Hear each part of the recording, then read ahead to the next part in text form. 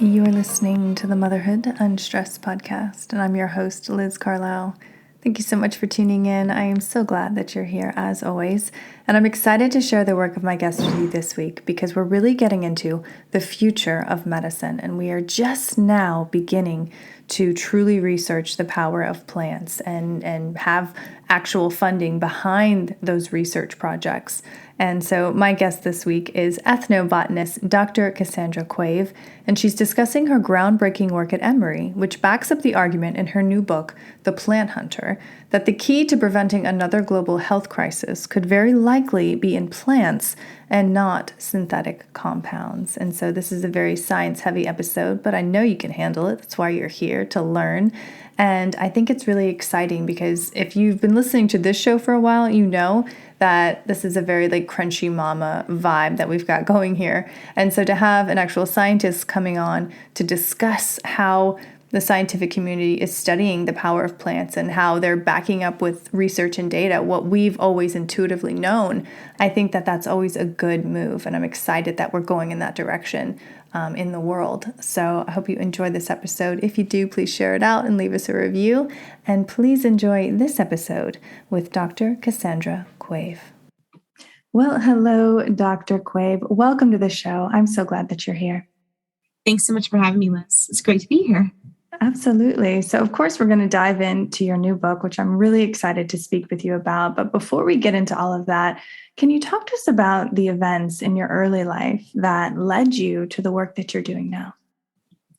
Yeah, so I had a bit of a challenging early life. I was born with multiple congenital skeletal defects. So basically, I was missing bones in my right leg. And as I got older, I also developed scoliosis and hip dysplasia and just basically every parent's worst nightmare, menagerie of orthopedic defects. So when I was 3, I had my leg amputated to help me walk with a prosthetic. And I actually almost died of a hospital-acquired infection at 3.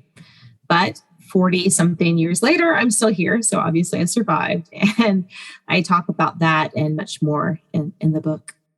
Yeah. And you often hear about children who are in the hospital a lot when they're younger, becoming doctors, becoming, really engaged in the medical world because it was just so primary in their life. I mean, is that the case for you? Was it being in the hospital that kind of sparked this interest in healing, in discovery, in science?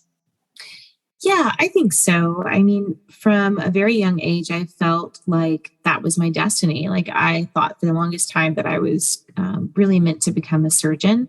And I went through all the pre-medical coursework. And at the same time, I was also really fascinated with science and with nature. And it was not a direct path that I took to my current job. It took a trip to the Amazon where I really for the first time experienced healing through different forms of medicine that I began to understand that instead of practicing medicine, I really wanted to discover new medicines from nature and make that my career path. Yeah, I love that. And so that leads perfectly into the discussion on your book. The book is called The Plant Hunter, A Scientist's Quest for Nature's Next Medicines. And like you said, you've been all over the world discovering old medicines to create new medicines here in the West. Can you talk a little bit about that journey and just how you found the courage really to travel the world and really immerse yourself in something totally different than what you'd ever known? Yeah, well, I think from a young age, I always saw medicine as, boiling down to 2 concepts: pharmacology, or drugs, and surgery. So surgical interventions. And it was during that experience in the Amazon where I started to see that it goes way beyond that. There's so much more to the healing process, from the psychology to the relationship with the healers, and to just different ways that health and disease are viewed in different cultures. And so after that trip, I also learned that many of our Western medicines today that we rely on, that we get in the pharmacy, and I'm sure you and many of the audience members have taken plant-derived medicines. If you can think of something as simple as aspirin, also discovered originally in a plant. There are many, many other compounds that have been discovered in plants and now are produced in kind of a pharmaceutical setting. But the original blueprints came from plants that at one time were used in a traditional system of medicine. And this is the case for lots of cancer drugs, drugs for infection, for heart disease, pain, the list goes on and on. And so what really struck me during these early days of study was that, wow, here we have this incredible, array of different forms of medicine. We have over 34,000 species of plants that are used in these forms of medicine. And yet scientists have not really explored these for the most part. And so that's really one of the things that spurred my drive to really do the deep work to understand which plants are being used in medicine and to try and investigate how they actually work. Yeah. When you were getting your PhD and going through all of the classes, did you feel like there was a wide breadth of professionals out there who thought this way as well? Or did you feel like you kind of had to create your own path? Yeah, well, I trained in ethnobotany, which is the scientific study of how people relate to plants. And we're kind of a niche division within botany. There aren't like a ton of ethnobotanists out there. I'm hoping that the book will inspire more people to study this field. But yes, there's a small number, I think, of people that really see the potential of therapies in plants. But for the most part, modern day kind of pharma medicinal chemists don't necessarily see nature as this great reservoir of drugs. They've relied primarily on things that they can create in the lab. And as we've seen with the story of the discovery of antibiotics, many of our antibiotics were originally discovered in nature, but we haven't found a new antibiotic that's been brought to market since the 1980s. And that's in large part because we shifted away from looking to nature and started just relying on fully synthetic molecules. And I think that was a mistake. And I think that's something that we're starting to see people realize, and we're starting to see a shift back towards studying these natural products. Yeah. Do you think it was the onset of the coronavirus and now monkeypox that's really starting to wake people up to look back towards nature, to realize that all of these things created in a lab are actually not as effective as something, and it's not something that really people were ready to accept before, but now there might be a turning point happening? I think that the coronavirus really hopefully woke people up to the fact that we can't destroy nature without a cost, right? As we move further and further into these different natural habitats, we're opening ourselves up to greater risk of exposure to new and emerging infectious diseases. I think when it came to coronavirus, also, we saw how difficult it is to come up with new therapies to treat these diseases. And it's just, for me, it's been amazing to see as a scientist how many scientists came together to look for solutions and really worked incredibly hard on that. When it comes to synthetic molecules, again, it's not that synthetic or lab-made molecules are bad. They are effective. And many of them are actually built off of the chemical blueprints we find in nature, right? So I guess my argument is we need to do more to find more of these chemical blueprints so that we can expand our repository of various medications to treat, the diseases that we face today and the diseases that we will face in the future. Yeah. Is it an issue of funding? Because I know that is such an important driver of studies and coming up with new solutions to problems. Is there becoming more of a source of funding for the work that you're doing out in the field, like physically out there looking for plants with your students, getting them, bringing them back to the lab and studying them? This episode is sponsored by Lunya. Lunya's mission is to elevate rest ever since it was founded in 2014 by Los Angeles native Ashley Merrill. Now, if that name rings a bell, there's a good reason, because she has been on the show not once, but twice. The most recent episode 245. Now, we talk all about motherhood and managing stress and running a business, but we also talk about her beautiful brand. Known for pioneering washable silk, they have since expanded into other signature fabrics like organic Pima and cozy cotton silk. Everything Lunya makes is designed to tangibly improve rest with products as functional as they are beautiful. Lunya maintains a painstaking attention to detail, quality, and construction because they see their pieces as the anti-old t-shirt. They are the uniform for those who share their belief that resting is the most important time of the day. So if you would like to get some Lunya apparel of your own, please use my code UNSTRESS20 to save at lunya.co. That's LUNYA.co. Scientific funding is a difficult area. It's very competitive, and there's a lot of dogma within the landscape of what people see as being valid ideas to pursue. And whenever you're working on things that are perhaps complex because the chemistry of plants is very complex, or perhaps don't exactly fit within the current dogma of what a drug should or should not be, you can definitely run into some barriers there. Yeah. What would you change in your field of academia to make it more accepting to new ideas, to new solutions? If you had a magic wand, what would you shift? Oh, so many things.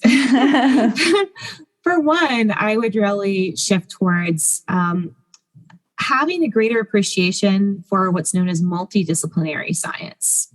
So this is the idea that instead of taking an approach that's only based in chemistry, or only based in biology, or only based in anthropology, that we became more open to endeavors that bring together some of the techniques and tools from those different fields. Because I think that when you approach problems from multiple angles, that's when you really start to see some unique solutions. And that's what we try to do in our research group, is really think about these issues from not only the kind of laboratory science perspective, but also from the social sciences and from, even the humanities when it comes to trying to understand where these next medicines may come from. Yeah. In my mind, I totally just pictured, I don't know if you've heard that old story of I think it's like 5 blind men coming and each feeling a different part of the elephant. And he's like, no, This is a long trunk. No, this is a big leg. And it's like, they're all right, but they're just in these silos, so they can't see the full picture. And I think that totally speaks to that. No, that's the perfect analogy. I should use that in the future. It's this very, I think that as science has advanced, we've gotten very, very vertical and very nuanced and narrow in our vision of the field. Whereas, I think sometimes taking a more horizontal approach is I think a better way to look at problems. And in fact, when you look historically at some of the great, innovators throughout history in both science and medicine, many of them were considered to be polymaths. Now, polymath is someone that can perform in multiple fields of study, that can do, perhaps work in literature, that can write poetry, but that can also assess the chemistry of something. So this kind of broader perspective, I think, is something that we should celebrate more and support more.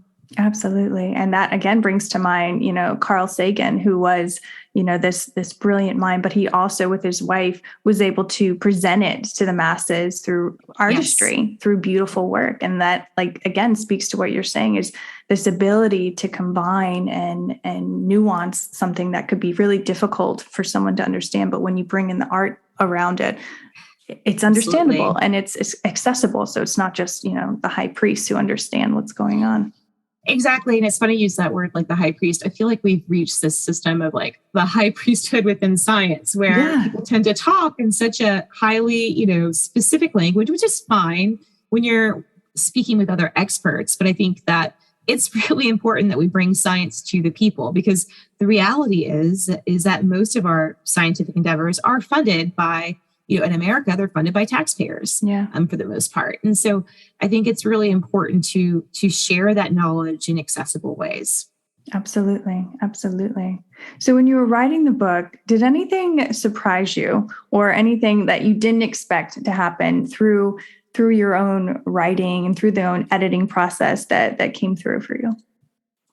Well, definitely. I mean, the pandemic certainly surprised me. I was near the end of writing the book, and it's that was a really hard time for me, because I had, as it was for many people, I'd lost my grandmother. Mm-hmm. I lost one of my best friends to the coronavirus, and I had 4 kids at home that were, trying to do online school, and I failed miserably at being, a homeschool parent.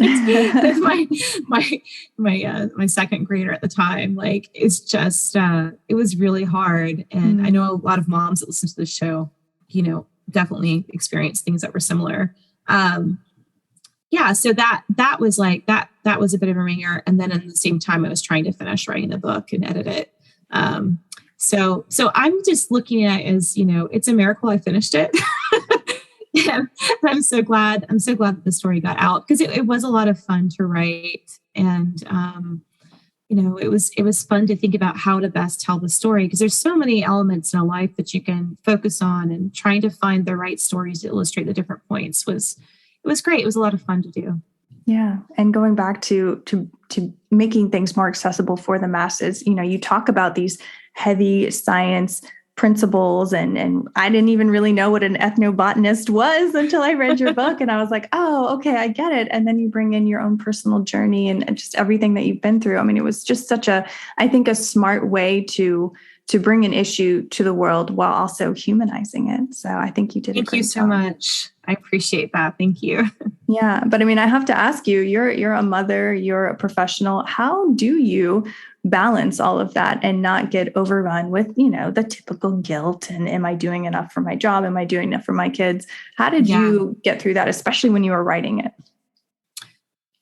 I think it's normal for women, and caregivers to feel that sensation of guilt. You can never, you're giving so much of yourself to so many different aspects of your life. So, it's funny because there's times where, many people see me in my scientific work as, oh, she's a great success. And she's, but there's so many days where I feel like I'm totally failing. And, I think that writing the book also helped me realize that, you do what you can do and everyone's situation is a bit different. It also really helped me to realize just how incredibly important it is to have a supportive partner when you're trying to balance a career and family. And you take things day by day, and it changes. I mean, the needs of our kids change as they age. Now I have, teenagers and one in elementary school and one starting college soon. So it's just, the full spectrum of things. And it's kind of chaotic, but it's my own beautiful chaos, and I wouldn't exchange it for anything. I mean, I think the family is just one of the greatest joys I have in my life. And I'm so grateful for them and for the fact that we live in an era where I, have the ability to, have a family and pursue a career. And this episode of Motherhood Unstressed is sponsored by Sambucol. Fall is here, and you know what that means. Cooler weather, layers, and of course, the kids are back in school. Now, with that comes the threat of illnesses. It's what we've all known since we've had them in daycare, right? But Sambucol offers a great way to support their immune systems. They have key vitamins like A, C, and E, and also a natural source of powerful antioxidants. So you're boosting that immune system and you're helping keep them healthy, even though they're back in the day-to-day, especially as the temperatures get cooler and sicknesses start to increase. But Sambucol is great because they have a lot of different products to help you get that black elderberry in your system. They have syrups, gummies, chewable tablets, drink powders, capsules, and more. Our family loves the gummies, I have to say. I love them. They're sweet and tart, and I feel like it's a little treat in the middle of the day whenever I pop them in. And my kids do too. So it's easy to get them that immune boosting support that they need for the school year and beyond. Now, if you're tuning into this, you know I'm going to get you a good deal. You can get 15% off your next order of $9.99 or more at sambucolusa.com and use my promo code motherhood15 at checkout. That's 15% off your order of $9.99 or more at sambucolusa.com using the code motherhood15. Is there anything that you do like in your day that's almost like a touchstone for your sanity or your wholeness or anything like that? So you go like, okay, I did this. Now I can take on whatever I need to.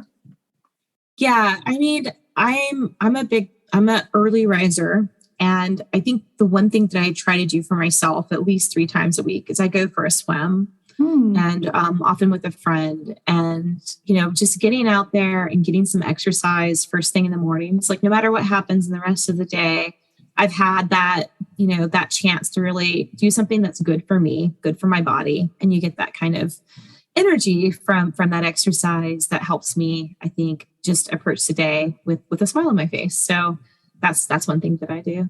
Oh, I love that. I love that so much. I'm getting back into rising early just because the kids are back into school this week. So it's like, it's forced early rising, but in the end, like it's good because you can then kind of like, it does set the tone, especially exercise. I love that. Yeah.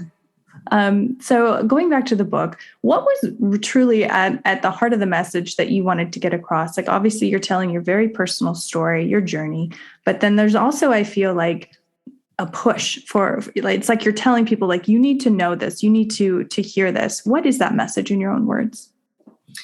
Yeah, I think there were a couple of messages. One of the things that drove me to write this book is that there are actually very few books written by women scientists about what it's actually like to be a woman in science, and even fewer for those of us that are disabled in science.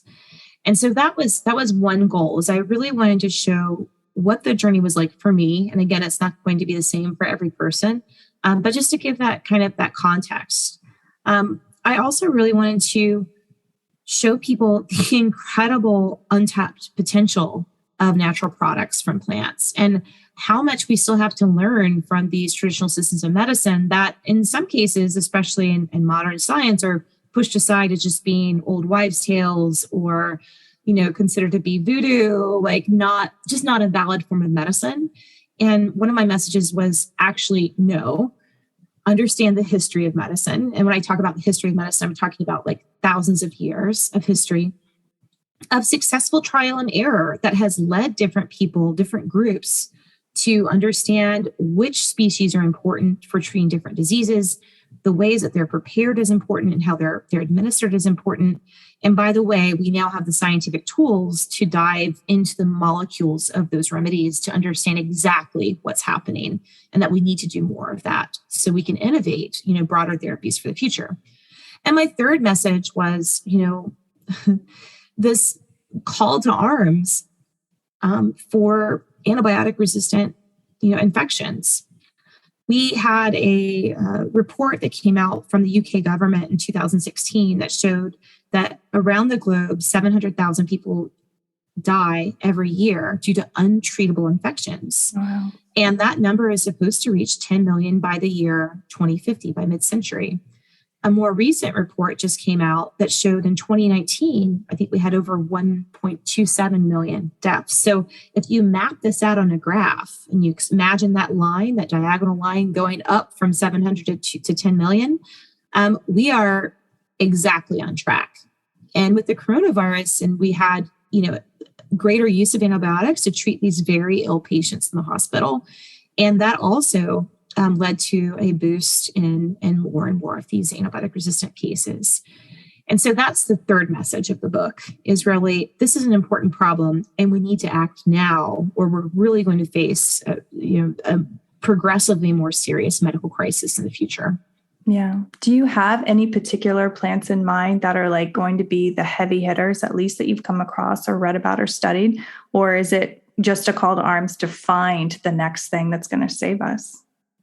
Well, my lab team undertook a study during the pandemic when we were working remotely, just to look at what is actually known in the literature. Like, how many plant-derived antibiotics are there? We actually found 459 compounds that have been documented in the scientific literature. But most of these, the investigation of these, or the development of these compounds, kind of stopped there. And so, there are many molecules that could serve as a starting point for more development work to see if we can make these into potent antibiotics in the future. We're also working in the lab on different ways of addressing infection. And I talk a lot about this in the book. Some ways that bacteria become very resistant is they can kind of create this slimy, sugary fortress that they hide out in. And this makes them intrinsically resistant. Well, we're working on compounds that can shut down that system of basically taking away their defensive systems. We're also working on molecules derived from plants that can turn off their offensive systems. So basically their capacity to produce toxins that just rip apart your skin tissues. So I think there's different routes that we can take in treating these infections that show a lot of promise for future exploration.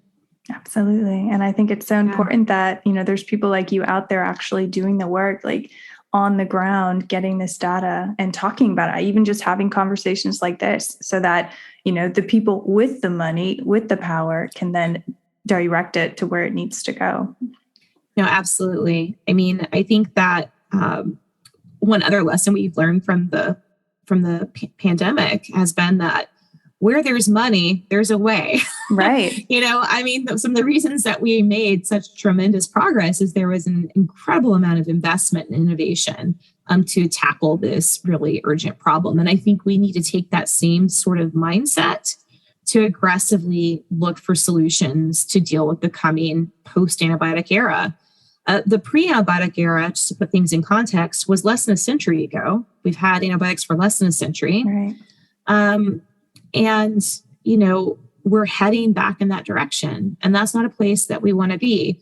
And not all these infections are perhaps deadly, but if you can imagine having a UTI that never clears out, the kind of pain that people will suffer from, or you could, have other sorts of infections resulting from a simple scratch in the garden. I mean, that wasn't unheard of to die from an infection like that in the past. And so I think we have to really take this seriously, not with this sense of pessimism, but rather with the optimism that I think we do have a lot of things that are viable to follow up on.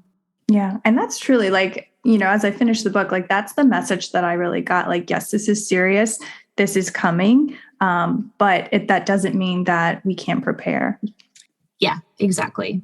There is still hope. And, my hope is also that, students and in high school or college or grad school that read the book also may be inspired. I might be able to contribute towards this fight in some way. And again, by taking this multidisciplinary approach, you may be able to contribute in unique ways from many different fields. And I think that's really exciting.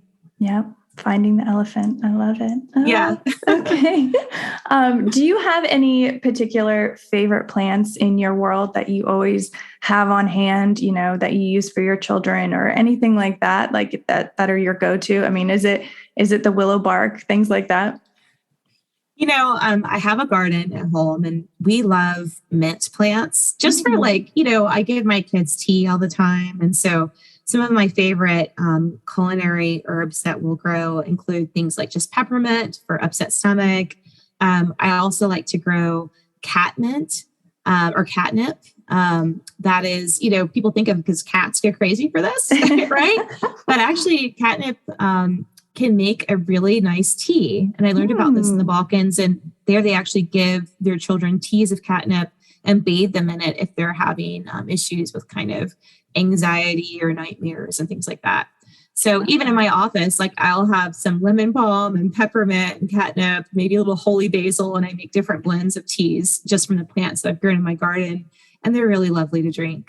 Oh, I love that. I love that so much. I had no idea about the catnip. I'm totally going to do that.